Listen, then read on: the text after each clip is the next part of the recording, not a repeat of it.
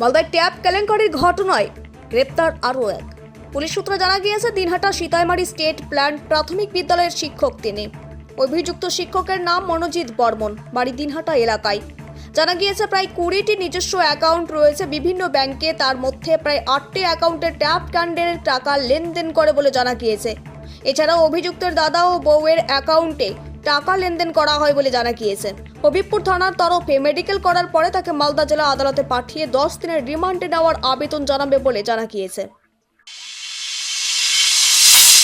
দাদা, কতগুলো অ্যাকাউন্টে এরকম কাজ করেছেন? কতগুলো অ্যাকাউন্টে করেছেন কাজ এরকম? ও দাদা, আপনি কি করেন?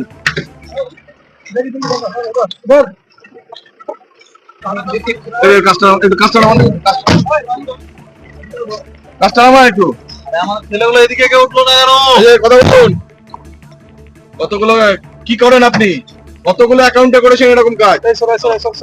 হ্যাঁ,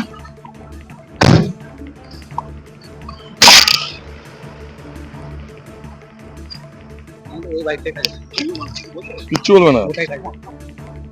মালদা থেকে সীমান্তের কথার বিশেষ রিপোর্ট।